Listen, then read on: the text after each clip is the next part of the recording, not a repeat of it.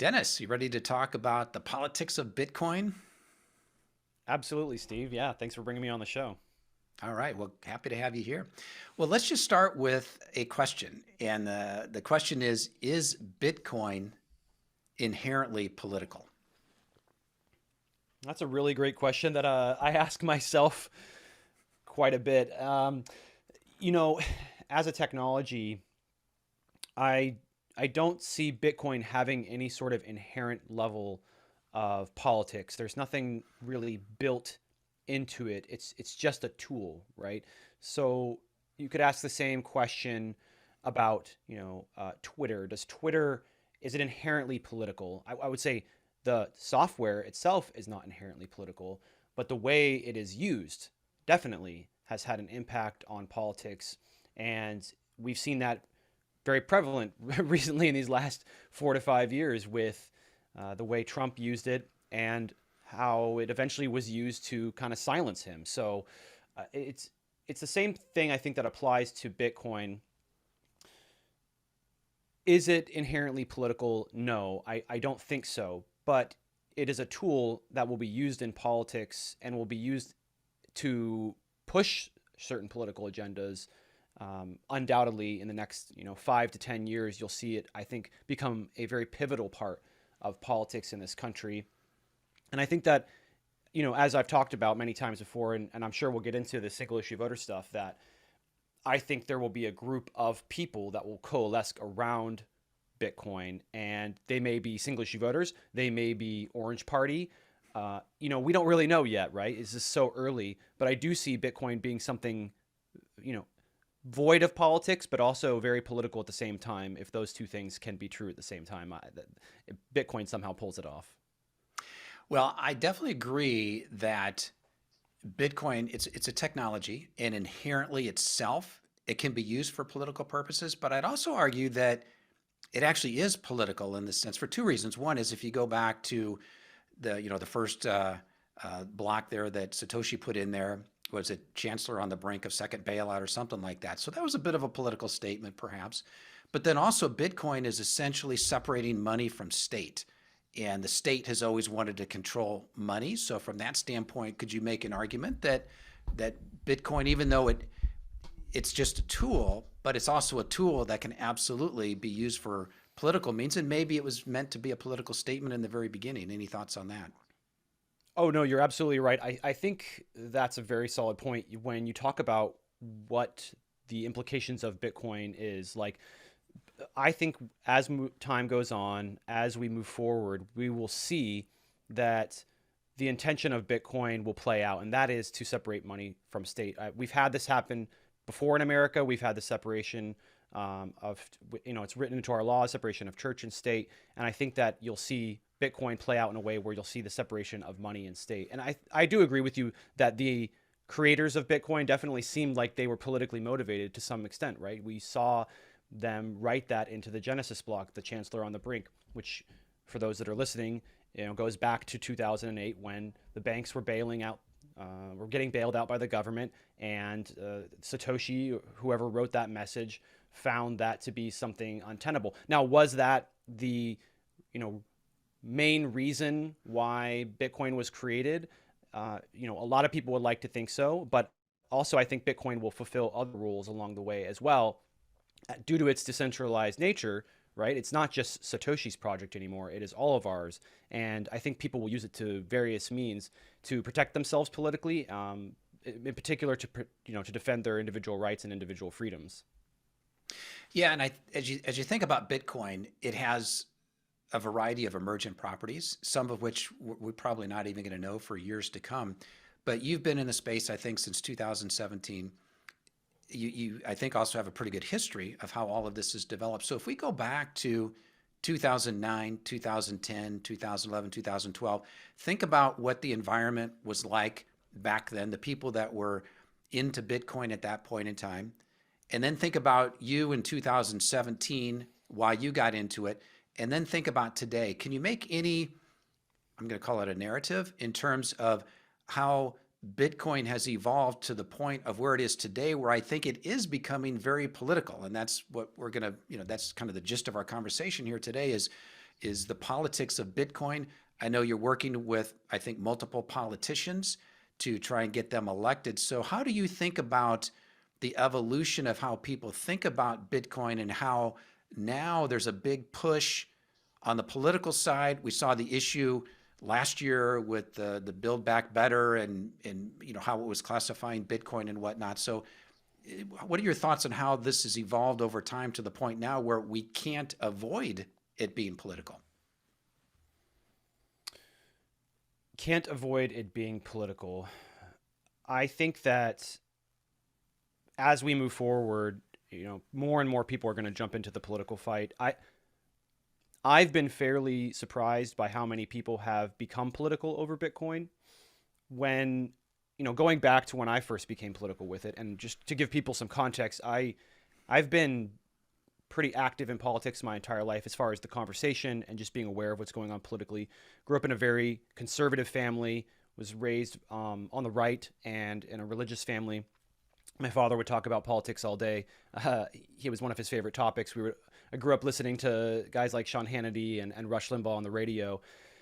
And then as time went on, I went out on my own and obviously explored my own ideas, moved to the left as I left the church in my early 20s, and then also had some experience with, supporting guys like Bernie Sanders. I thought, the real big problem in America right now is that there's too much money in politics.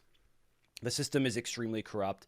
And that was kind of the one big issue that I really agreed with him on. And I felt like it was necessary to talk about. But moving forward, I in 20, like from 2015 all the way till now, I took a small break in 2020, for obvious reasons. I was getting extremely political and was trained to be a political operative, was trained to be a campaign manager, started to get involved with campaigns. I helped 4 different primaries win their primaries. And I eventually fell off in 2020, but then picked it back up when the crypto tax reporting amendment fight happened, and when also Erica Rhodes became someone that we thought we could work with. In the United States, we thought for a long time as Bitcoiners, okay, we are going to be fine because we are outside government. We are going to be okay because we don't have to worry. Bitcoin is untouchable to some extent. That was kind of the mentality. Well, I think a lot of people have shifted their viewpoint on that because of 2 things, really. One is the crypto tax reporting amendment, where they basically are putting a gun to the head of the industry members. And for a quick description, the crypto tax reporting amendment is 2, really big problems. One is they wanted to relabel large swaths of the industry as brokers. And by doing so, it would require those individual members, those individual parts of the industry, the miners, the node operators, anybody that's involved in a Bitcoin transaction, to report KYC AML information on that transaction, which is actually impossible, right? There's no way to collect that information, that data within the Bitcoin network. The same is true for the fiat system. You can do that because it's a third-party system. You actually have to give up your information in order to have access to those systems. That's not true with Bitcoin. So they basically putting a gun to the head of the industry saying, if you do not comply to these rules of KYC AML, you're breaking the law. Well, they can't comply, so it would allow the government to come in and essentially pick winners and losers, or just shut down the entire industry if they wanted to, just like what happened in China, right? Because my biggest goal really ultimately is, I don't want to see the United States become like China. I don't want to see us go down the same path that they went down, where they had a massive competitive edge when it came to mining. They had 60, 70% of the mining there, which, as a Bitcoiner, I'm not a big fan of, right? But they kicked everybody out, and a lot of those people came here. And I'm really excited to see that now the United States is number 1 in mining. And I want to make sure that we hold on to that. And I think a lot of other people are waking up to this idea too, that you can be pro Bitcoin and you can avoid politics and Bitcoin will always win, right? That's the narrative. And I agree to some extent that it is true that Bitcoin will always win, but that doesn't mean the United States will always win. That doesn't mean China will always win. So that's why I work really, really hard and have gotten extremely political. And I think more and more people will in the United States become political as they realize we need to leverage our political leaders and get them in a place where they can be more like Nayib Bukele from El Salvador. I mean, everybody celebrates that. Everybody says, "Yay, I love El Salvador. I love what Bukele is doing there. He's volcano mining. He's doing Bitcoin bonds. He's doing Bitcoin City." Well, he is a president. He is an elected official. He is a politician. And I think that as people realize, oh, we can actually get our politicians into a position where they'll do what he's doing. Oh, okay. Well, that's pretty exciting. Maybe I should become a single issue voter for Bitcoin. Maybe I should, or maybe you're not a single issue voter. Maybe it's one of your key issues, right? For me, it's my single issue right now. But the point would be to put leverage on the political system so that you can see your city, state, and country be a part of the future instead of the past. And I think as more and more people wake up to that conversation and realize that we can, in the United States, be like El Salvador instead of being like China, that more and more people will jump into politics. I think you'll eventually see not only people become more political, I think you'll see them also do things like run for office. And I think we will see eventually a flood of not just pro-Bitcoin candidates, you'll see a flood of orange-pilled Bitcoiners running for offices in this country. Well, along those lines, I sort of kid my wife that I'm going to be running for political office as well because of all the crazy stuff that's going on. And she tells me, well, if you do, you'll be doing it as a single man. So that's a bit of a limiting factor for me right now since I don't want to be a single man.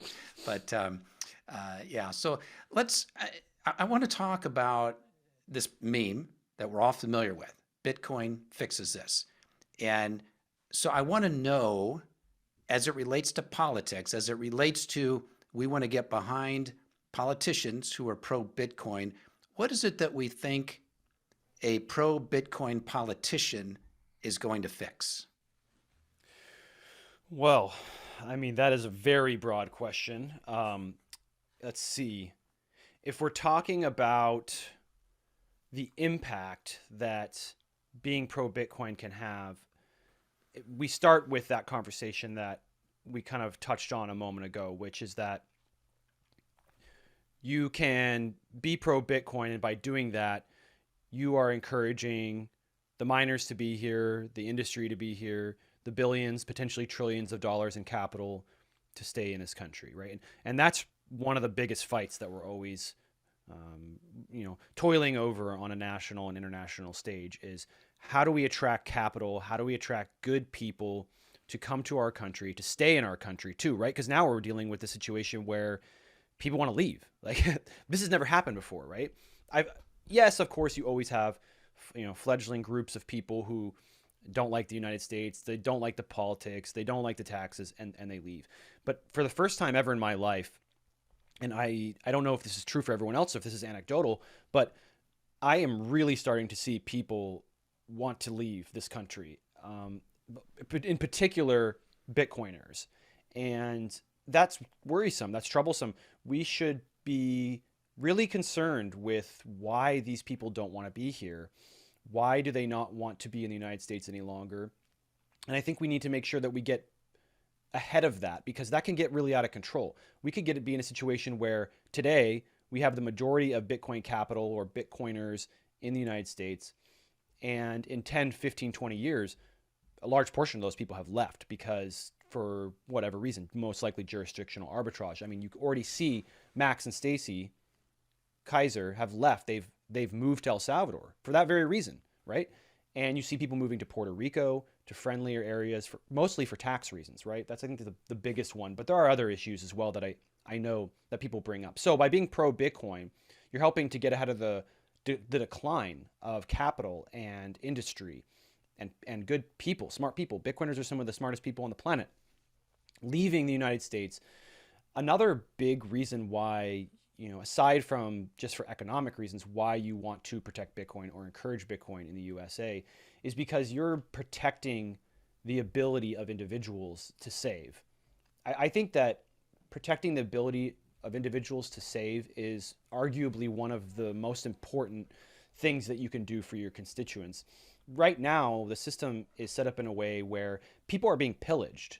I mean, you see it, right? You see this regressive tax from the Fed, and the way that they are taxing the lowest rungs of the spectrum. So you've got the people at the bottom who never have enough because the dollar is always inflating to an extent that they cannot outpace its inflation. They're getting their wages debased, and they're getting their income debased, and they're getting their savings debased. So it's becoming more and more and more difficult for people to get ahead. So your Bitcoin is the ultimate savings technology, right? We all know that. And now you are giving people the ability, by protecting, defending, and promoting Bitcoin in the USA, that ability to protect and defend their wealth. And I think that is a crucial part of society, because when you're looking at the world, a lot of the problems that people face today is that they can't defend themselves economically from the government. They cannot stop the government from debasing their savings. But it's also another thing, right? There's this ability, and I think that's a message a lot of people understand, is like the 21 million hard cap, you save in Bitcoin, no one's going to come and be able to debase. I think another big message that a lot of people are missing also is this idea of what's going on with CBDCs. CBDCs will be used. I mean, it's not much from the current system we live in today, although it'll give the government potentially more programmatic control over your life. So with CBDCs, they'll be able to see where and when and how you're spending your money. They'll be able to essentially turn certain parts of your money into credits that can only be used in certain places. So we already see this today, and to some extent, with social systems where people have food credits, where people have food stamps that they can only spend at certain places at certain times. They must be spent within a certain window. I think you'll see the same thing occur with CBDCs. You'll have, this is how much you can spend on rent. And if you don't spend it on rent, it's going to go away, right? I think once people experience CBDCs, they'll also be woken up to this idea that Bitcoin is permissionless money, and that it allows you to spend your money when and where and how you want. And I think that level of freedom is important for the average person out there. I mean, on top of all of that, Bitcoin also protects your right to privacy as well. So there's a lot of things that Bitcoin protects. And by being pro Bitcoin, you're protecting the economy, you're bringing jobs here, you're being a part of the future, you're protecting the ability to save, you're protecting the ability for someone to freely spend their money, and you're protecting their privacy rights. So it's a very big and broad issue, but being pro Bitcoin is arguably one of the best political stances that you can hold in this country today to have the most positive impact on your constituency. I think one of the difficult things to imagine is we've got the US dollar system today, we've got Bitcoin, and then 5, 10, 20, 100 years from now, what is the world going to look like with these two systems? Is one going to go away? Is the dollar system going to go away and Bitcoin's going to replace it? Are they going to somehow peacefully coexist? I think we can all speculate, and it's fun to speculate, and I'll want you to speculate on that. But before we do that, I want to go to Twitter. And one of the beautiful things about Twitter is that it creates a permanent record. So I'm going to read a tweet. It's immutable. It's immutable. That's right. It's like Bitcoin. So I want to read a tweet here that you sent here recently. You said, Bitcoiners will be the strongest single issue voter bloc in modern American history. Okay. Now, someone replied to you and they said, a politician who embraces Bitcoin is pledging themselves to real accountability and the protection of their constituents' rights. There is a line in the sand, the betterment of society by foregoing the apparatus of corruption. And then you replied, that's exactly it. Bitcoin will fix politics and create politicians that are beholden to voters. So I want to zero in on that last piece, and that is, how does Bitcoin make politicians beholden to the voters? And maybe if you can, specifically, what are those things that they are now beholden to the voters to? Yeah, this is a really, really important conversation. And I think that you have to go back and look at the current political system right now and look at where we are. So as I kind of talked about in my background a little bit there, one of the main reasons why I became political, or I found the need to become so political, because I'd always paid attention to politics, right? I was very involved in the conversation, but I never had felt like, oh my, I need to go do something. I need to act now. And that was when I got involved with Bernie Sanders. I even went to a rally of his. I became, a very strong supporter of what he was doing. There was a lot of things that Bernie was in favor of that I didn't really care, right? I was so focused on this idea that we needed to get money out of politics because it's corrupting the system. And you still see people kind of trying to fight that same fight, but I think it's ultimately a losing battle. But the current system right now is set up in a way where, because of Citizens United, which was passed in almost 11 years ago to this day, I'm actually might end up starting my super PAC on the date of its 11th birthday on January 21st, which, I like that number 21, so we'll see. But the premise here is that there's so much money in politics, right? And it's corrupting the system. But you have to ask yourself, why? Why is there so much money in politics? And it has to do a lot with incentives.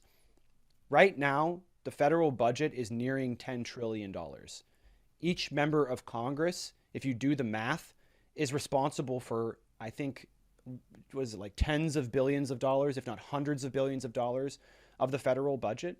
So even though they might not seem individually like they have much power, if you pay attention to how much control they have over the unlimited money and the unlimited money printer, it starts to make sense why someone who has $5 to $10 million to drop on a political campaign through a super PAC or an independent expenditure account, which was made legal by Citizens United in 2010 by the Supreme Court from a 5-4 vote, because they believe that the ability for corporations to raise and spend unlimited money was a form of free speech. I don't know who or what paid those Supreme Court justices off, or what ideas they got in their mind to believe that corporations are individuals that need to have freedom of speech. But that's where we are today. We are in a world where unlimited money can be spent to either support or oppose any candidate that's running for office. And I thought for a long time, we need to change the laws in order to put ourselves in a position to end that corruption. We need to get rid of Citizens United. We need to get rid of the money in politics. And I still agree that we need to do that, but we need to approach it from a completely different angle. Trying to do a full frontal attack isn't working, hasn't worked. In fact, almost no American today even talks about Citizens United anymore, 10 or 11 years later from its date. No one cares. It's not an issue any longer. It's just assumed now that we spend millions of dollars on congressional races, hundreds of millions of dollars on Senate races, and billions of dollars on presidential races. So instead of attacking it from the idea that we can change a law or upend a Supreme Court ruling, the idea is instead to defund the system so that the incentive structure changes. We all know that Bitcoin will disincentivize the government from printing money, but even if it doesn't, it'll create a system where people will want to leave.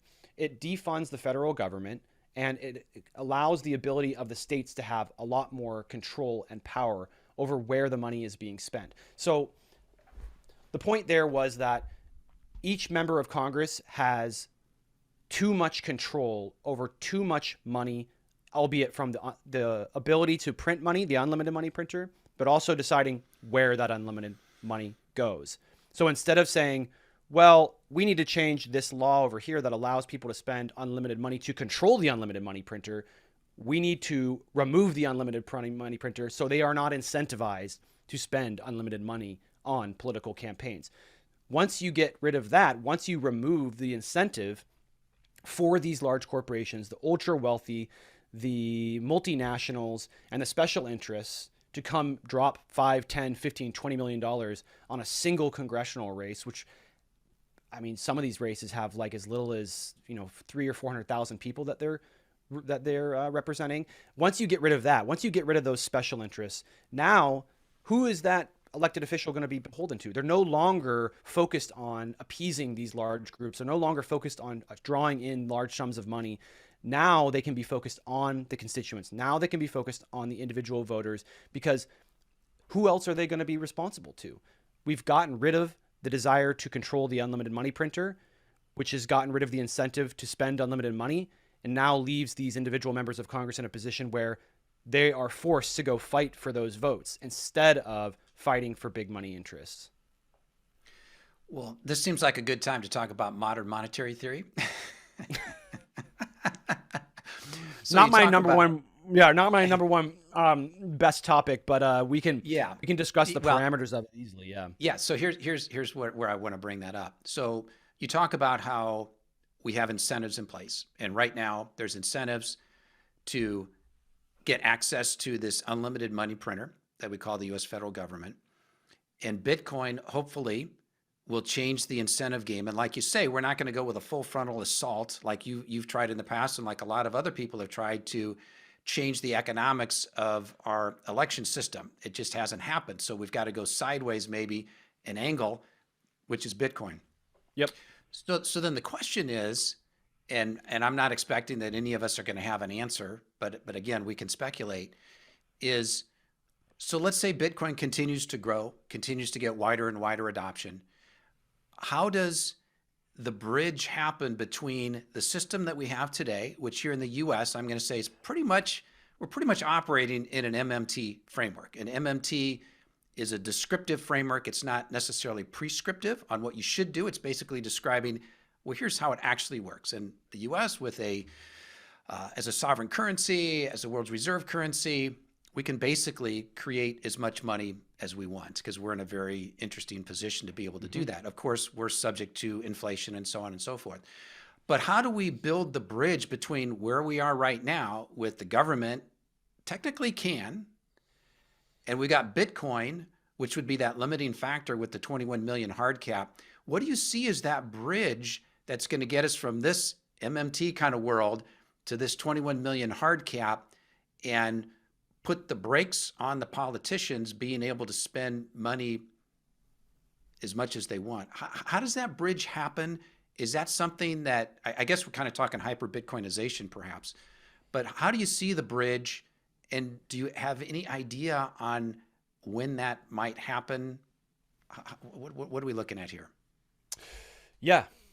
Yeah, I think a lot about this topic because I used to be a very strong believer that the dollar would hyperinflate in the next 10 years, maybe shorter, maybe longer. Who really knows? Most of these things are impossible to predict because more or less they are black swan events. Um, I used to believe that the dollar would hyperinflate, and I still think that's a possibility. I don't rule it out completely, but I have been doing more research, doing more reading, and really because of the advent of stable coins and some of the ideas that I've been exposed to around the dollar milkshake theory, I think that the US dollar and Bitcoin have the potential to survive alongside each other for some time.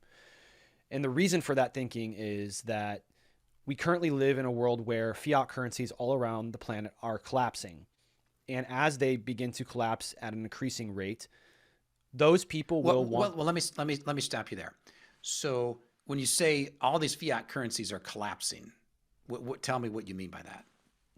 Well, we see what's already going on with the lira. We see what's happened in Zimbabwe. We see what's happened in Argentina. And we see that there's potential for more and more of these currencies, fiat currencies, to collapse. And this is like a theory. There will be a continued collapse of fiat currencies around the world. Maybe the framing there was a little wrong. The premise is there's all around the world, we see individual countries collapsing. And I believe we'll continue to see more countries, fiat currencies collapse. We already currently have 60 plus countries, and this is getting into the theory. 60 countries currently are dollarized. They use the US dollar as some sort of a backing, or they actually literally use it in their country, like what El Salvador is doing. As time goes on, I think that number will dramatically increase, and more people will begin and continue to use the US dollar because as their local fiat collapses, the obvious choice is to pick a strong currency, and they can decide to double down, triple down, or try to kind of reinvigorate their currency. That's what they're going through that process right now in Turkey. But eventually what happens a lot of times is people get tired of trying to survive on those currencies and they look for other sources. So as these fiat currencies are collapsing, the average person and those countries are going to say, hey, let's go ahead and find a fiat that's more stable, and so that we don't have to deal with the economic outcomes or impact of our failing or devalued currency. and they will dollarize. And as they dollarize, they will strengthen the US dollar because there will be more demand for the US dollar. So that's kind of where I see there being some support for the US dollar as time goes on. Because when people are looking out there, like most people I think would say, oh, well, people will pick Bitcoin. I think Bukele is a unique situation. He's an orange pilled guy. Like he understood the ability of Bitcoin to come in and be used as a reserve asset. I don't think most people or countries are going to do that. I think that they're going to say, what's the most stable fiat currency available to us today? Let's go pick that one. Maybe they'll pick the euro. That's also possible as well. But I think people around the planet really are very familiar with the US dollar, and it will feel more comfortable to move to the dollar versus any other sort of fiat currency out there. That idea is kind of summarized in there's a gentleman who has a theory called the dollar milkshake theory, and I think that's kind of where I got some of my ideas around why the US dollar will strengthen as time goes on as other fiat currencies collapse. The other part is the advent of the stablecoin industry. I have been very encouraged to see that the United States doesn't seem to be too aggressively heading down the path of CBDCs, although that is a still very real possibility. I have seen what is like a highly regulated, privatized stablecoin industry starting to flourish. After some of the hearings that I watched, I'm becoming more encouraged that this is a reality that we may see in the future, where the United States just has a very strong control, very strong regulation over these stable coins. And because of the decentralized, permissionless nature of Bitcoin and other sorts of protocols that are currently available to people across the planet, now they have access to the US dollar. And now they can open up a wallet and use the US dollar instead of having to deal with their current currency, which may be struggling. Maybe it's not collapsing. Maybe it's just going down 10%. Maybe it's going down 15%. And if you have the option to move into the dollar, you're going to do that. You're going to move into the dollar. You're probably not going to move into Bitcoin right away, but it does get you one step closer. So the premise is that you will see the dollar strengthen as people leave their local fiat currencies via this concept, which is the dollar milkshake theory, and the advent of stable coins, because people now for the first time have that access. I mean, I used to live in Mexico. So, real quick story about Mexico. I lived there for 3 years when I was 16 to 19. And I used to go down to the stores, down to the bodegas all the time, right? Always buying Mexican soda, Mexican Coke, which I know a lot of people, that's like their favorite version. If you haven't tried it, it's actually a completely different flavor. But when you go to these stores and you go to buy the product, the store owners, they're not just happy to receive the dollar. They prefer to receive the dollar. And I think that is something to be said, that people in a foreign country want another country's currency. And there's more people like that on the earth today than people realize, that are aware of the power and the strength of the dollar compared to other fiat, right? Because we, in the United States, we complain about it, right? But it's still the best fiat currency available. And a lot of people know that, and they want and prefer to hold their savings in US dollars versus their local currency. And because of stable coins, now you can do that permissionlessly. You don't have to go wait for someone to fly in, wait for someone to move in. You don't have to go to the exchange. You can convert it on a mobile app on your wallet whenever you want. And so I think that is going to be part of the reason why, again, you will see strengthening of the US dollar. And as time goes on, when people are exposed to these stable coins in their wallets, they'll also be exposed to Bitcoin at the same time, which will be a boon for Bitcoin across the planet. And I think you'll see the US dollar and Bitcoin survive alongside each other for potentially decades. Could be 10 years, could be 20 years, could be 30 years, could be 40 years. We don't know. We're speculating, right? But the theory is that they'll both survive alongside each other. And then eventually, 40, 50 years from now, there will be people that are born that are just like, why are we using the dollar? I'm just going to hold it in Bitcoin. Like, it doesn't make sense anymore, because Bitcoin's volatility has been pulled out. At that point, it'll become much more stable, and also will be slowly gaining value over the long term. And then obviously the dollar will be losing value over the long term. Well, I agree with you 100% that I don't think the dollar's going away anytime soon. And definitely there's a lot of other countries who want to own dollars. And so I have a hard time understanding all these people who say, oh, the dollar's going to go away, the dollar's collapsing. Because the reality is, if for the dollar to collapse, that means something else is going up. So if the dollar's collapsing, does that mean the euro's going up? What's it collapsing against? And so if you're betting against the US dollar, that means that you're betting for some other country's currency that is going to go up relative to the dollar. So, I mean, maybe it's China. I doubt it. Maybe it's Russia. I doubt it. Maybe it's India. Maybe. Um, so that's the thing where I don't get these folks who say the dollar's just going to collapse and it's going to inflate to infinity, because it's got to be against some other country that's going to strengthen against us. I just don't see who that is. So that's one thing. And then second is, yeah, I agree. I think that the dollar and Bitcoin are going to coexist. But the big question is, what does that coexistence look like? And as you well know, and I'm sure pretty much everyone listening here knows, the dollar used to be connected to gold. And so is one possibility that Bitcoin becomes the new gold in terms of, and I know you had Jason Lowry on here the other day, and I just finished listening to that this morning. So great episode with you and Jason. So thank you for doing that. Yeah, Jason's really smart. He's sharp. Yeah, I mean, I've learned a lot listening to that 3-hour show that you did with him and a couple other shows that he's been on.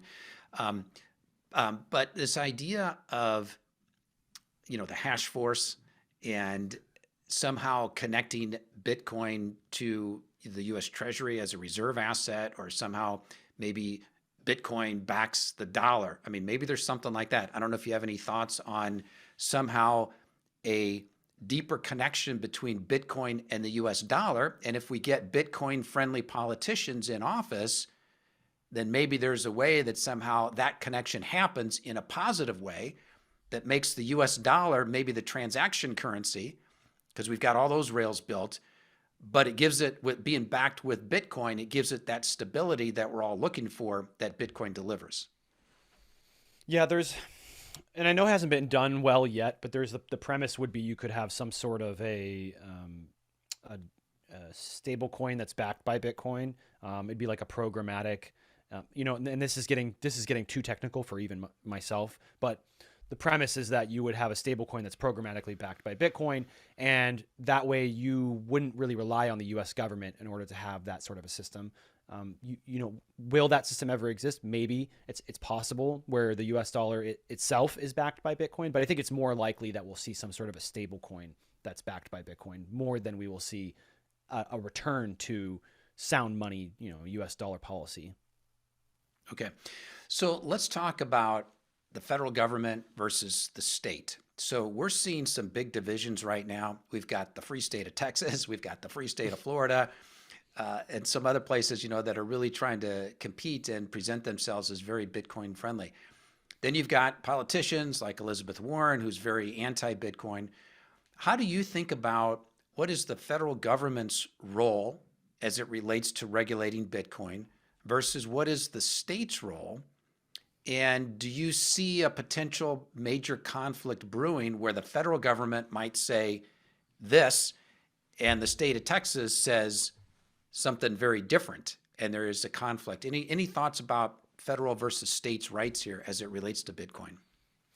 Yeah, I mean, states' rights are crucial. They're a huge part of what makes this country work. It's a huge part of why it's so successful. I think that I'm perfectly okay if the federal government wants to come in and try to regulate, exchanges. They want to regulate some form of the stablecoin industry.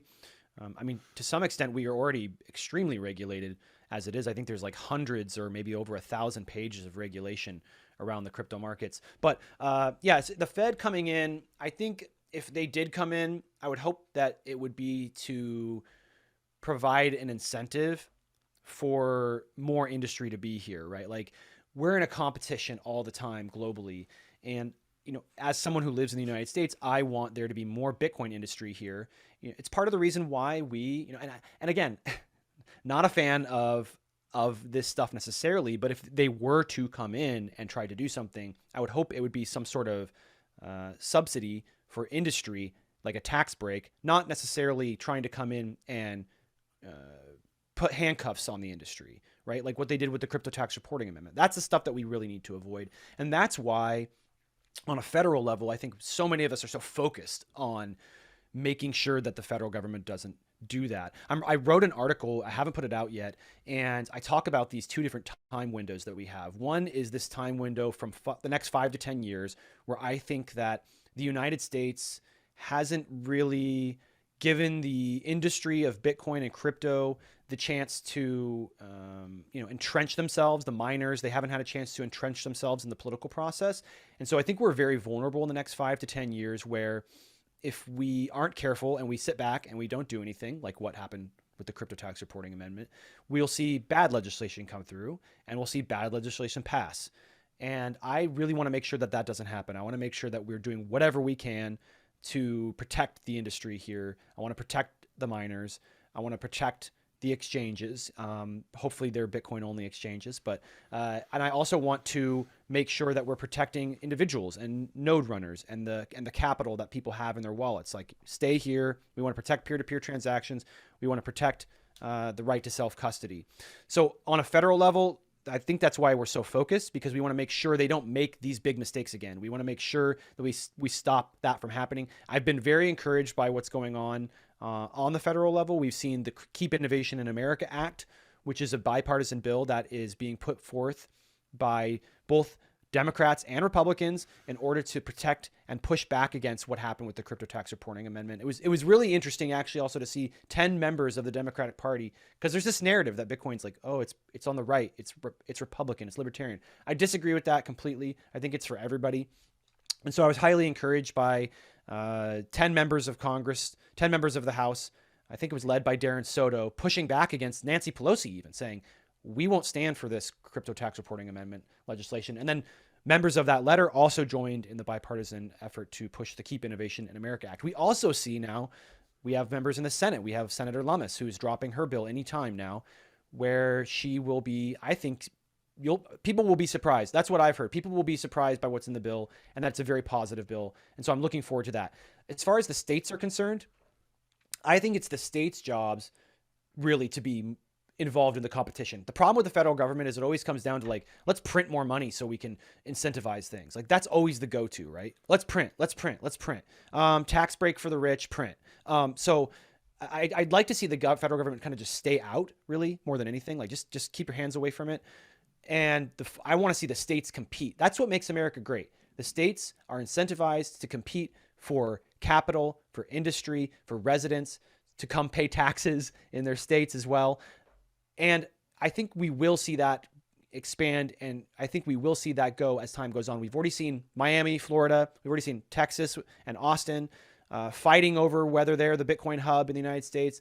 I think you're going to see other states and other cities rise up to that challenge as well and say, we want to be the Bitcoin hub. This has happened so many times in this country. You've seen it with the tech industry. You've seen it with the automobile industry, with the oil industry. Someone always gets that, like, edge and becomes the hub. And, you do see tech, there's various micro hubs, but it's really all California, right? Like, that state, like, won that battle. And then, like, there are various places where energy creation occurs in oil and gas, but Texas really, like, won that fight. And then you have the same thing that occurred with the automobile industry. And I want to see that same thing happen with Bitcoin.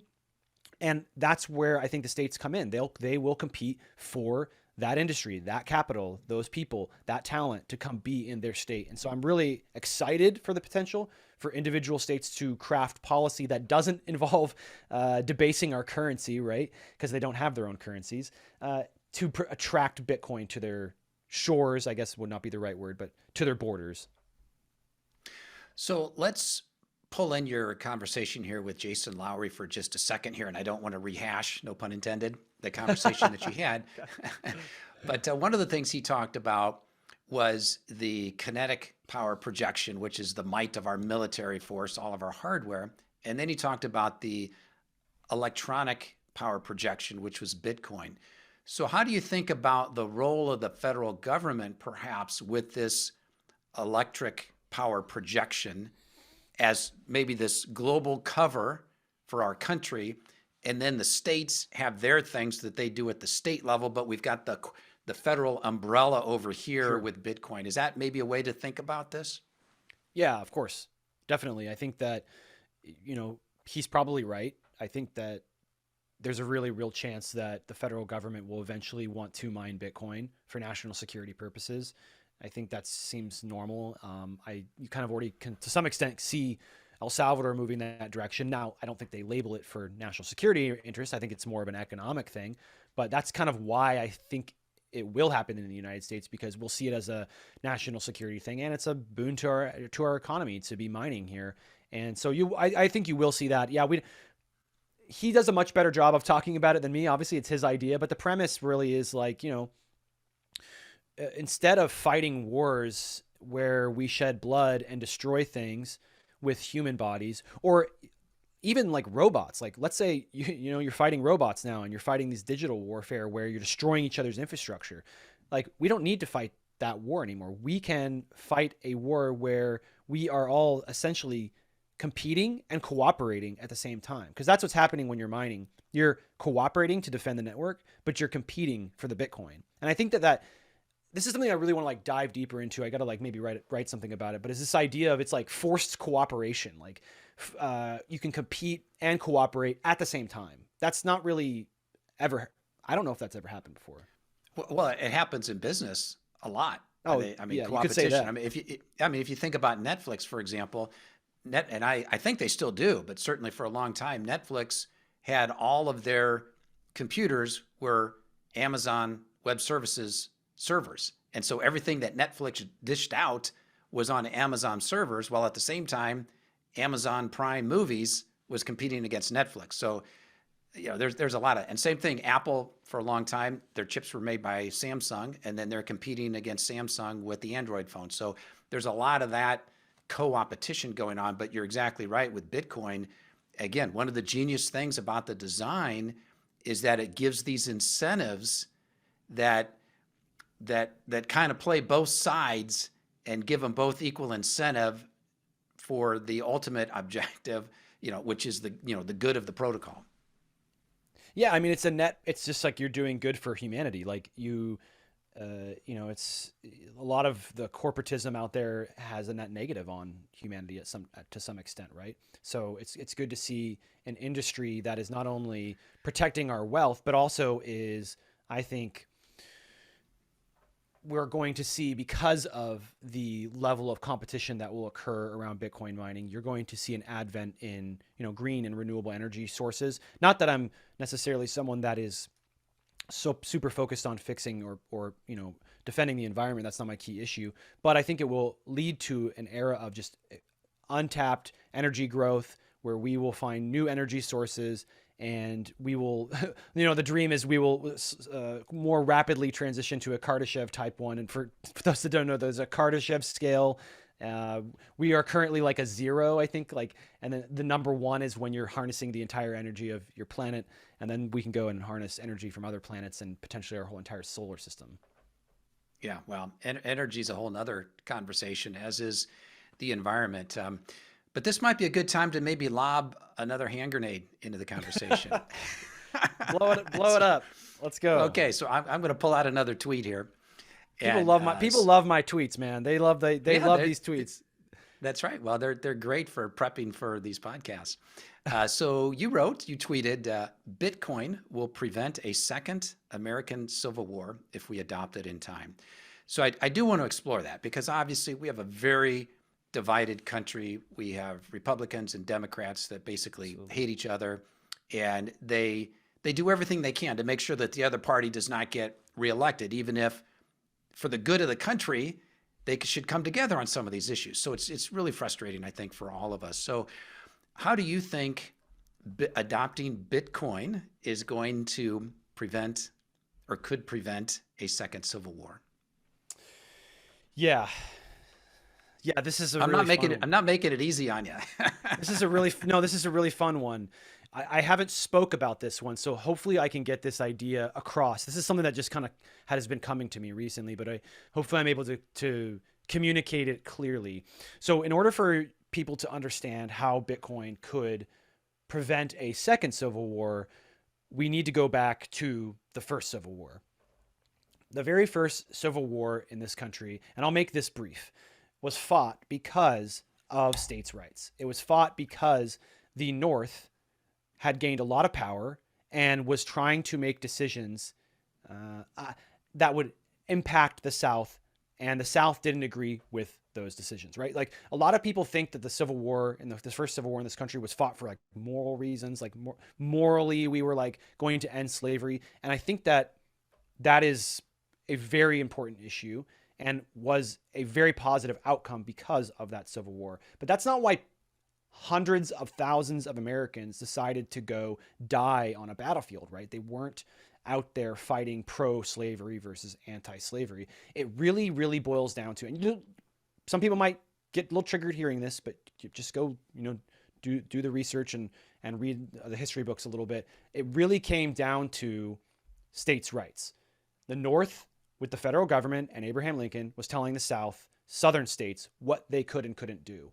And it went beyond just the one issue of slavery. It was tied into economics and the way that they were running their individual states. And the United States was founded on this idea that individual states had a lot of control and a lot of power within their own borders. And this was the first time that was really being challenged. So we went to war. Obviously, the North won. Obviously, one of the best positive impacts because of that is that slavery was ended, and that's why that all happened, right? That's why that all occurred. The Second Civil War in the United States, I see playing out in potentially a very similar way. Right now, the current political makeup of this country has us in a place where we're more divided than ever. States are becoming extremely political, red versus blue, and there's a serious problem occurring in this country where the federal government has so much power and so much ability to change what's going on in the individual states. The point is that we should have always been focused on states' rights. We should have always been in a position where the states have control over what goes on in their borders. Unfortunately, that's not the world we live in. And now we're in this environment where the federal government has so much power that winning or controlling the federal government is akin to, winning and controlling the federal government has a massive impact on you as a state. So if you lose control over the federal government, you lose control over the Fed. You lose control over the Treasury. You lose control over Congress, which has the control of the purse. You lose control ultimately over the money printer. You lose control over the unlimited money. In this country for some time now, the federal government has been used as a method, or I would say more of like a weapon, to attack the other side. So one example that you can give of this is, there's one in my state in particular. I'm trying to remember what the one is for the federal side. I came up with an example of how that would function, but let me just give one that I can talk about in my own state because it's the one that I know the best. But this is going across. This is happening on the federal level as well. So the premise is that I live in Oregon, and what we're doing here in Oregon is we are predominantly blue, as you know, and because of some of the positions held by those on the Democratic side, and because of the division that's going on in this country, where we feel like we can't work together anymore, we've began weaponizing legislation to attack the other side, and to push people out of the state, right? So we used to have a really strong timber industry here, and that timber industry actually funded a lot of the right and Republican political activity in this state. And because of a lot of the legislation that has been passed in Salem, which is our capital, it has actually pushed that industry out. And because they've pushed that industry out, they've reduced the amount of money, the amount of workers, and the amount of people on the right that are willing to or able to fight back against Democrats. That's led to the state moving even further to the left, right? It's like hyper left now. There's no ability for Republicans to win here in the state. In fact, they've done so much damage to Republicans that the party itself is completely non-competitive in races that they should be competitive in. Like the infrastructure is completely melted down, like very similar to what's happened in New York, very similar to what's happened in California. But on the federal government side, the same thing can happen. The same thing is occurring, except the power is even stronger. Once you gain control over the money printer, you are able to use that money printer. You are able to use your power to essentially affect policy that will damage the other side. So losing the federal government is like a massive defeat, right? And there's going to be a time, could be coming soon, when someone gets into power, they have too much control, and they are willing to use the federal government and weaponize it in a way to essentially attack states, individual states. And that's what happened in the first Civil War. They got too much power and they got too much control, and they started to essentially use legislation to control what was happening in the other states. That's why the southern states went to war. That is also why some states could potentially fight a second civil war here today, because let's play out theoretically here. So last time Trump was in office, he did so much for the Republicans and the right. I would say he was arguably the most effective president for the Republicans since Ronald Reagan. Whether you agree with this policy or not, like he did a lot for them. He, in particular, reshaped the judicial system in this country to a way where it's so much further to the right than it's ever been, arguably in our entire life, maybe history. Because of what happened with Obama, he left a lot of, well, there's a lot of politics here, actually. The Republicans prevented Obama from putting people in office or putting people into many different federal court positions. And because they did that, there was all of these openings, including Supreme Court openings. And when Trump came into office, they essentially rapidly filled all of those positions, right? So he had an incredible impact on the judicial system alone. There was many other instances where Trump was effective that way, but that's a really easy one to describe. There's a very real chance that Trump will come back. This is kind of what that article is about that I mentioned earlier, that Trump will come back into power. And when he does, if he does, which I attributed pretty significant odds to the chances of him coming back. I think a lot of Democrats get very worried and bothered when I describe the case, and I'll leave the case for the whole article when it comes out. But if and when he decides to come back into power, he will be joined by probably a Congress that is led by Republicans, so the House and the Senate. He will have won in a sort of almost like vindicated kind of way, which will give him a very strong mandate to do whatever he wants.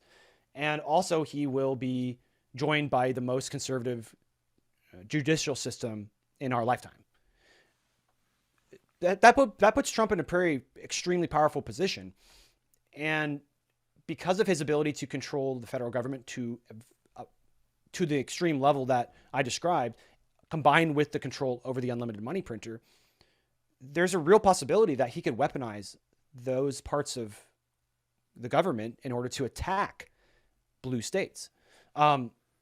That's basically been how politics has worked. And it's actually interesting that like Biden has kind of taken his foot off the gas when it comes to some of this stuff. Like he's kind of like not been really like aggressively attacking red states, but that's like the way politics has worked for a while. Like we've been like using government to attack each other for some time. And I think that because of the circumstances for why the right felt like Trump was removed from office, many felt it was an unfair, the process of how it occurred. And I think that they'll feel very vindicated when he comes back. And I feel like they'll feel very emboldened to use the federal government to attack blue states. So the premise would be that it's more important than ever that red or blue states have access to a financial system that can't be corrupted by the federal government, because Bitcoin essentially will disincentivize the attack, because now they have the ability to store and protect wealth. They have an economic system. Because if you can imagine right now, if the federal government has control over the banking system, they have control over, if Trump has control over the banking system, the judicial system, the economic system, Congress, you name it, right? And he's able to, essentially flip a switch on some of these blue states. they will be cut off completely from the world, from the economy, if things got really, really bad. But now Bitcoin gives some of these blue states in this situation the opportunity to fight back and have an economic system. There's many more reasons why Bitcoin also helps protect. That's like a near term scenario. Bitcoin also just in general defunds the federal government, right? It will remove the ability for the federal government to debase our currency and pillage its own people. As you reduce the power of the federal government, you reduce the chances of a second civil war. The whole point is the federal government using its power to control states is what causes civil wars. Bitcoin will defund the federal government. So that's like the short answer right there at the end. Okay. All right. I appreciate you sharing that. And I think what you just described is not far-fetched at all, meaning Trump could come back, and we're coming up on the midterms here in 2022, and it would not be surprising at all to see the Republicans take over the Senate, take over the House. They've already got the judiciary, and if they got the executive branch in 2024, particularly if it was Trump, who has very authoritarian tendencies and very vindictive tendencies, that if he were to get in office with the control of Congress, with the control of the courts, with a disdain for anything blue, all hell could break loose. And it could be very difficult for a large swath of the U.S. population. So to me, that's like a nightmare scenario. Okay. And then if we think about how Bitcoin comes into that, it's a timing thing to some extent.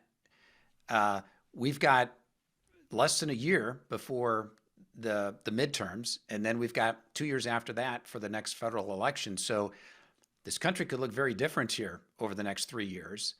And so we've got to think about how fast can Bitcoin be adopted to give people some kind of exit ramp, or as you described there, it's almost like, this might sound far-fetched, but maybe Bitcoin is almost like a fourth branch of government. Now, a lot of people are going to say that makes no sense, but makes sense to the standpoint that it could be a fourth check and balance within our existing three-part check and balance system. It's not government, but it is a check on government. And so that might be maybe another way to think about this as well. I don't know if you have any thoughts on that. Yeah, so the premise is that, the government itself is very decentralized. I think that's why the United States has performed so well, because we do a good job of decentralizing power, but we've been centralizing it for a very long time now. I think, leaving the gold standard has had a big impact on that. I think doing statewide votes on senator positions has had an impact. We used to elect senators from the state legislator, not via popular vote or from the individuals. So I think that's had an impact as well. But the premise is, yeah, you're like taking the problem, which is the money printer, which is causing all the corruption, which is causing all the political problems, which is causing all the division. It's causing all the inequality, and you're like just taking it out of government, and that's going to realign incentives and make the three branches of government, I think, function better on the federal side, because then they're just so much less focused on the money printer and its ability and its power. And then also, like going back to what I said earlier, it'll help to remove money from politics, because there will be much less incentive to control government. There'll still be an incentive to control government, right? But the incentive to control the unlimited money printer, the most powerful unlimited money printer in human history, which is the US dollar, that's too strong. Like, of course you're going to want to spend $10 million on a congressional race, because that person has control over the unlimited money printer. That person has unlimited power. And so once you get rid of that, once you suck that part out and you put it all out here on outside of government, and then use it as a check and balance against their power, because they'll still be able to print to some extent, right? But they won't be able to debase and just pillage people at will. Like, we'll have an escape from that attack. So I agree. It is a check and balance, but it's outside of government check and balance. Right. So So this is a good time to maybe go a little deeper into the single issue voter. And I think you're on the record as saying that you are a single issue voter, and that issue is Bitcoin because it can affect all these different things as we've been talking about here.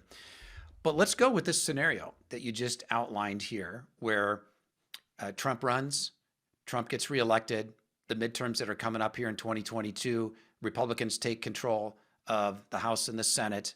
Trump gets elected. Now it's Republican everything. And there are certain social issues that the Republicans are very clear on that are very divisive in our country. Women's rights, reproductive rights, gay rights, all those things. And so there are people who are very pro Bitcoin, but say, as much as I want to be like a single issue Bitcoin voter, I've got all these other human issues that I have to take into consideration. And if my pro Bitcoin vote results in the Republicans, conservatives, and I'm going to say Trump Republicans, because there's a big difference between a Trump Republican and what I would call a traditional Republican. If it's Trump Republicans that have basically taken over everything, we're going to have a very Trumpian country. And there's a lot of people that don't like that. And so how should we think about, the single issue voter idea with, on one hand, yes, I want to be Bitcoin, but if it means I'd have to vote for Ted Cruz, because Ted Cruz has basically said, I get it, Bitcoin's great. But here's what I also think is that, and I said this on a previous podcast, is that I think that we're going to see politicians, and maybe we've already seen it, that are going to weaponize Bitcoin, where they're going to say, I'm pro Bitcoin, because they know that they're going to get this big crowd of very, very young, I would say very young, but a very vocal, a very strong group of Bitcoin voters. And that if I say I'm pro Bitcoin, I've just gotten myself millions of potentially incremental votes. So I could definitely see Trump coming around and saying, I'm for Bitcoin as a way to get those voters. And so I think there's, it's a nuanced situation. I don't know if you got any thoughts on that. Yeah, it's a very nuanced conversation. It's very complicated because you have people who feel as if their way of life, as if their being is being threatened by the potential of a Trump presidency, a second Trump presidency. And I can understand where those people are coming from. And I think that it's important for people to make the calculation for themselves.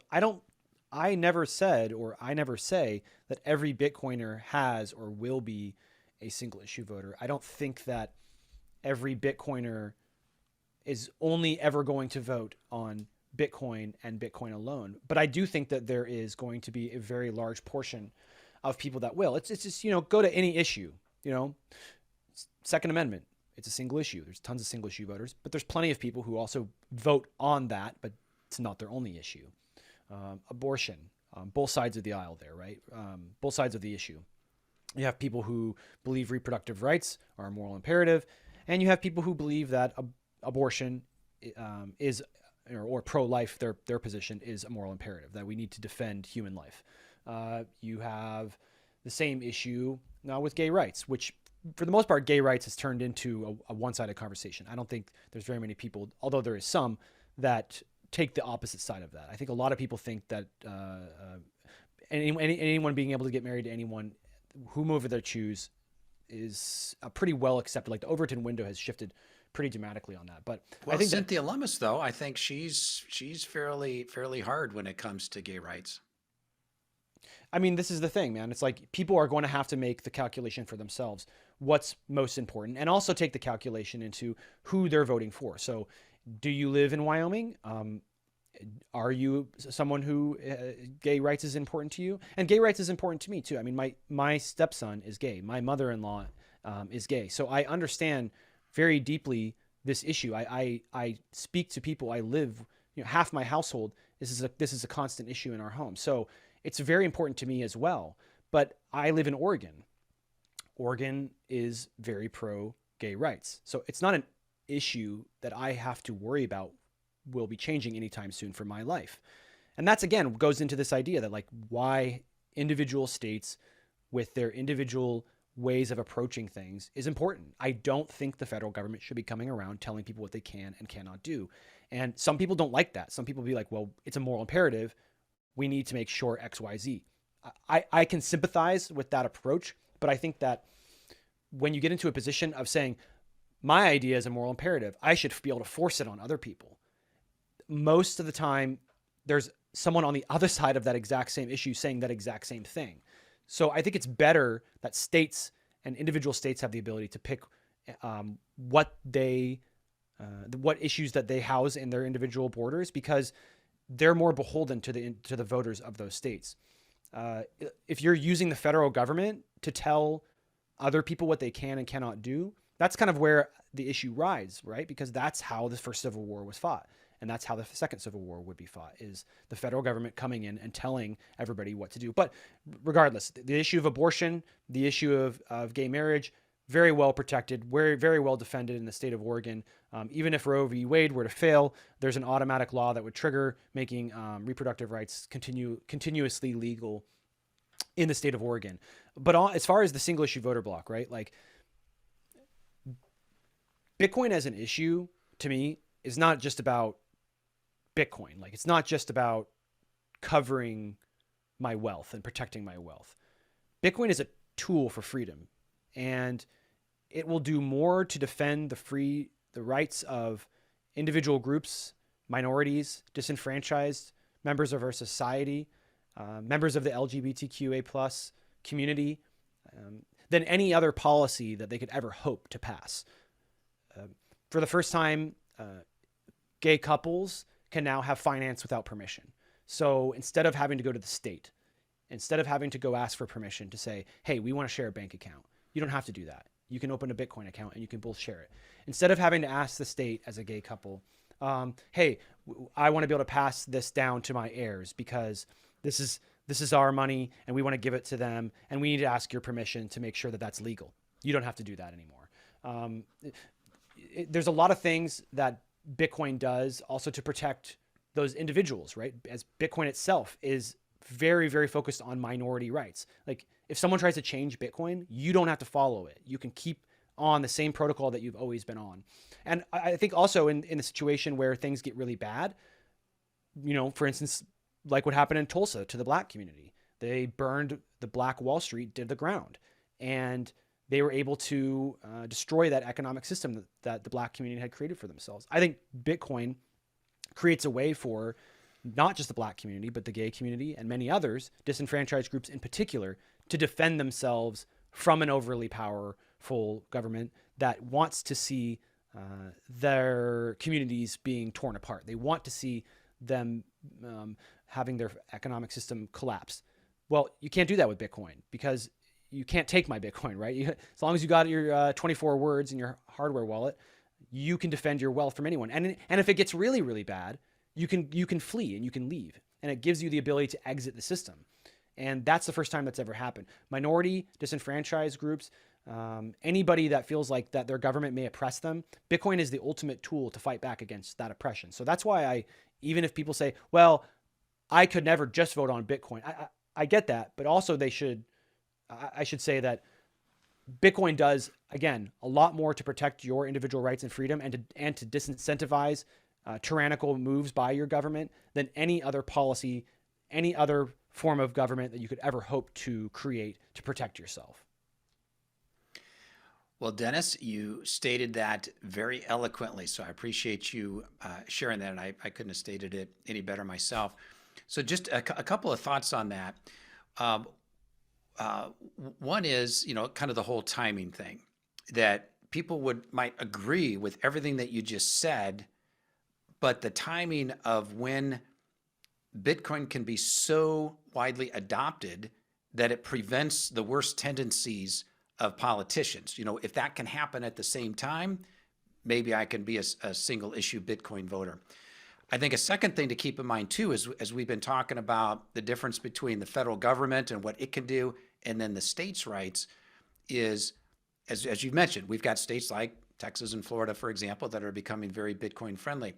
And states can make their own laws that might be separate from what the federal government says. And I think that's sort of the whole Roe versus Wade thing, is that the federal government, they're kind of have their thing that it's not something that you can ban, but each individual state can do what they want with it. So I think that's important to keep in mind, is what's going on the state level. And that's a sticky situation. That's a sticky conversation, because people are like, these things are a moral imperative, and so thus it's okay for me to force them on other people. And in some cases, I agree that things are a moral imperative and we should fight to protect and defend them. It's just, I have a real tough time using the federal government to do that, because I don't like situations where the federal government is being used to tell other states what to do. That leads to bad situations, that leads to civil wars. And I think that we can head towards a more moral future without using the power of the federal government, which is kind of like to some extent is like an immoral means for accomplishing something that people believe to be moral. I think it's a very tough subject, right? It's a very tough subject to say you shouldn't use the federal government to push your single issue that is you feel is a moral imperative on other people. That's a very tough subject conversation to have, and I think a lot of people will probably even disagree with me on that. Well, I mean, you're right from the standpoint that, why should one person impose their moral rights on someone else? Now, we can all have our own opinions. We might say, well, this is a natural right. And other people might say, well, we should each make up our own mind. But unfortunately, I think we have so many politicians that are weaponizing these moral issues to get elected. And when we see that, again, I don't want this to turn into an abortion debate. That's certainly not the point here. But that's an issue where people are weaponizing that as a way to get elected. So, Trump says, well, we want to ban abortion, so I'm going to put this slate of really conservative Supreme Court justices out there. And if you think, abortion is murder, then vote for me, because I'm going to put conservative justices that are going to overturn it. So again, I don't want this to, turn into that conversation where I think we can make a bridge here with what we're just talking about back to Bitcoin is, Bitcoin doesn't care about your politics, but the people who are adopting Bitcoin might care about your politics. And this has come up here just in recent months. We're seeing a lot of people who might consider themselves to be progressive, and I'm not going to define progressive, because I don't want to put labels on people, and everyone has a different definition of what a progressive is. But let's just assume for a moment people that have more progressive liberal views are becoming much more prominent in the Bitcoin community. And I'm all for that, because Bitcoin is for everybody. And I think all these voices need to be heard. And I've had some on my podcast, and I'm excited to be able to do that.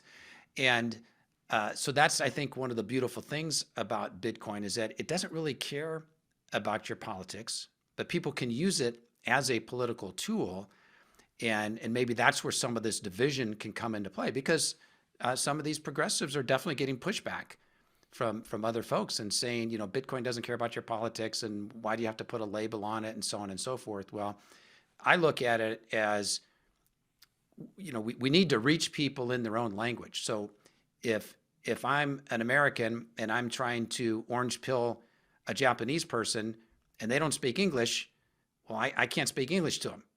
They gotta hear it in Japanese. So I think everyone needs to understand Bitcoin in a way that's meaningful to them, that matches up with what's important to them, with their value system, and how they view Bitcoin as a way to meet what their needs are. So I don't know if you have any thoughts on that as well. Yeah, as far as the progressives coming in, I'm it's funny because you said you don't want to put a label. It's like some people call me a progressive, and then the progressives think that I'm like not a progressive. It's funny, like there's like such a spectrum of the way people view various political alignments. But yeah, I love to see more progressives coming into Bitcoin. I think that it's important because we have an imbalance, from my perspective, an imbalance of people on the right, and I think in the libertarian side of things, that are very pro Bitcoin. They see Bitcoin as, this amazing savings technology and tool for freedom, all the things that we agree on.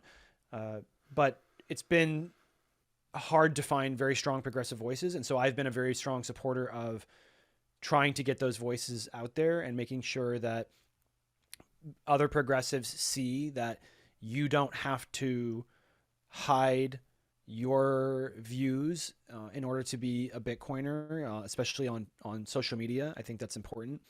And also because I want Democrats that are in, I would say specifically Democrats that are in Democrat strongholds, the elected officials there. I want them to see that there is a voter base, there is a group of people that are in favor of Bitcoin and that are also progressive, that are also Democrat. I think that's good for America. I think it's good for the process. I think we need to make sure that Bitcoin stays bipartisan. I don't want it to turn into something that is used by one side to bludgeon the other. And the reason for that is the exact same reason of something I'd like to avoid of what's going on in El Salvador. So in El Salvador, I have a little bit of extra context on it. My parents have lived there for well over 7 years now. And when it first deployed, the party that was out of power, or the various members of the political system that are out of power, pushed back against it and fought against it and were, oh, this is a bad idea. Bukele's using too much power. Oh, he's a tyrant, da, da, da, da. All of the normal attacks, right? That's actually shifted now after, in a very short period of time, and maybe the same thing would happen here in the United States, so maybe I don't have too much to worry about. But they've actually shifted their mindset to a place where instead of worrying that Bitcoin is bad or that it's going to do damage to the country, they're actually worried that it's going to be a massive success and that Bukele is going to gain even more power. And I think that is something that could happen here in this country. I think if you look at where we're headed, with the scenario that I discussed earlier, where we could see a second Trump presidency with an extremely right-leaning Congress and also the most conservative judicial system in our lifetime, when you combine those three things, and then all of a sudden, let's say he decides to take a pro-Bitcoin stance, the left will very naturally would attack that. They would attack Bitcoin because he is pro-Bitcoin, right? Like that's the way kind of politics works just in general in this country. I don't want that to happen. I really do not want it to be a situation where Trump is super pro-Bitcoin and he sees it as a way to, use its success as a way to leverage himself even higher. I don't like to see political imbalance to that level, to that extreme, because if he already has all of the power from the judicial, the legislative, the executive, the federal banking system on his side, and then he gets the Bitcoin victory, and then the left is saying it's bad, and then a year later they're having to realize that they've made a horrible decision, and now it's giving him even more power. You could see, decades of Republican rule in the country, and I'm not saying I'm anti-Republican. I'm very much understand a lot of the Republican issues, grew up very Republican my entire life, have helped Republican and Democrat candidates run for Congress. I don't like to see political imbalance. I think political imbalance is dangerous and can lead to a level of, or a situation where disenfranchised and minority groups have the potential to be targeted by that government. And I think that's super dangerous. And I don't want to see that happen in this country. And I think that sort of a situation could lead to, a second type of civil war, right? Because when people are pushed into a corner, that's when they lash out. That's when they fight back. I think the Trojan horse analogy has been thrown into the Bitcoin mix here over time, and I'm going to pull it out here. So in that scenario where Trump gets reelected and we have a Republican majority in the House, Senate, we've got the hard right judiciary, and Trump becomes a pro-Bitcoiner, maybe that's the Trojan horse that over time resets the imbalance, because Bitcoin becomes the governor, it becomes that fourth check on the three branches of government that limits their ability. So again, we're kind of speculating and gaming out things here, but yeah, and maybe this would be a good time to throw in a quote here from Alex Svetsky. I Not love Alex. necessarily a progressive, I don't think. No, I no, don't it's know like Alex. I was gonna say I don't think he's a progressive, but he's kind of the No, opposite I side of don't. this. But I Yeah, love and his views and his opinions. I'm curious to hear the tweet. yeah. Here's a quote from him. I don't know if this was a tweet or he wrote this somewhere. He said, "quote." He's talking about Bitcoin, and he said, "A network of sovereign individuals working in their own interest that is simultaneously a prospering of the commons, a harmonic manifestation of altruistic selfishness." So sounds a little bit like Ayn Rand might be something that she might say, but I think maybe that's one reason why Bitcoin gives us all hope, in that it is this individual thing, but at the same time, it has the incentives in place that will hopefully align all of us to a common prospering, because we can't function as individuals in this world. We do live in a society, however you want to define society. So I'm hopeful. That's one of the reasons that it gives me hope, is that it can be a thing that brings us together, that doesn't lead us toward this second civil war, that doesn't lead us to a highly imbalanced government that can disenfranchise a large portion of the population. So we'll see, where all of this leads. But I have hope. Yeah, Bitcoin gives me more hope than ever, and that's I think a lot of people are fearful of where we're headed, and rightfully so. The world doesn't make sense anymore. Up is down, down is up. Unlimited money doesn't seem to cause hyperinflation. So I'm very hopeful of Bitcoin. I think that I hope more people can discover it, because it does really give you that peace to know that there is a hopeful future, to know that there is a world beyond the one that we are currently living in, and it looks a lot brighter than it's very bright. It's a very, very bright future, and I'm looking forward to kind of getting further along the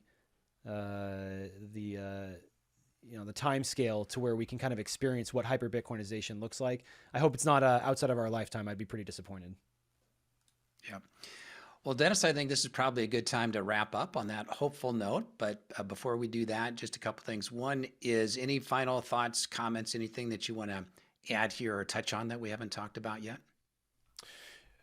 There's not a whole lot I'd like to touch on. I think you did ask some pretty thought-provoking questions. I think I'm going to have to go back and watch, just because there's a couple of topics here which, I've been writing about for some time, and now I'm speaking about them. And I think that I hope I was able to get the message across. I really do think that Bitcoin as an issue, whether you want to be a single issue voter or not, I think it as a voter block of people, of individuals, that it has the potential to be one of the strongest, most influential, most powerful voter blocks out there. I mean, look at how small the NRA is compared to how much influence it has over our political system. 80% of Americans want to have universal background checks, and we still don't have them because of the influence of the NRA. That level of influence, I think, can be 10x or 100x by Bitcoiners, because we'll be larger, we'll have more money, and we'll be more entrenched and more incentivized to call, email, go to events, donate, contribute, or even run for office, right? Like, that's really what I see here. It's the NRA times 100, right? Like, we can really impact the United States and make ourselves a part of the future instead of the past. And I hope that people can see that vision. If you plan to live in the United States for the next 5, 10, 15, 20 years, or maybe you plan to live here the rest of your life, don't you want the United States to be more like El Salvador? As a Bitcoiner, don't you want to see us doing mining here?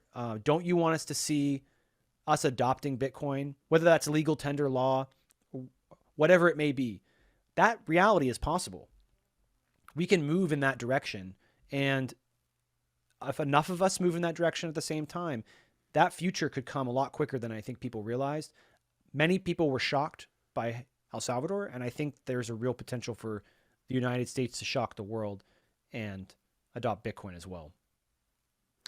Yeah, and I would hope that rather than Bitcoin being used as a weapon, that it's used as what Alex said here, that it is a prospering of the commons and that we can all prosper and benefit from it. So, all right. Well, Dennis, I guess the final thing is I know you're all over the place. You're on Twitter. Yeah, tell me you got your own podcast. So show me your best promo here. Yeah, I got a show called Smart People Shit where I bring on some of the smartest people in the Bitcoin space. I try to get them on so that I can get smart and so that you can get smart. Had a really great interview recently with Jason Lowery. I think people should go check that out. It's also got one with Troy Cross. Those are two really brand new ideas for the Bitcoin space. I try to be someone that has great conversations, but also like delivers a new concept or a new way to think about stuff. And also try to bring on the heavy hitters, like Max Kaiser and Greg Foss and the likes. I also am on Twitter all the time. I answer all my DMs. They're open. It's at Dennis_Porter_. You can see me over there doing my bullish tweets and my pro Bitcoin conversations and talking about and trying to stop second civil wars. I've also written one article. I have a second one coming out. The first one is at Bitcoin Magazine. I encourage people to go check it out, where I really lay out the concept of single issue voters and why they're so powerful, and I think why Bitcoiners will be the most influential single issue voters. But aside from that, the podcast is on all the podcast platforms and also on YouTube as well. And Steve, thank you for having me on. This has been some of the this is the most grenades I've ever had thrown into the conversation. That's for sure. These are tough conversation, and you asked the questions in a way that was very thought provoking. So I appreciate you helping me kind of move down the mental thought pattern on some of these things that I like to talk about on a regular basis. Well, I appreciate that. Yeah, it's been a great conversation, and I appreciate everything that you're adding to the conversation here with your podcast and the Twitter Spaces that you're hosting. And look forward to more of the writing. So great work, and appreciate everything you're doing. Okay, I'll see you soon. See you at a meetup or something soon, probably, huh, Steve? Absolutely. Take care.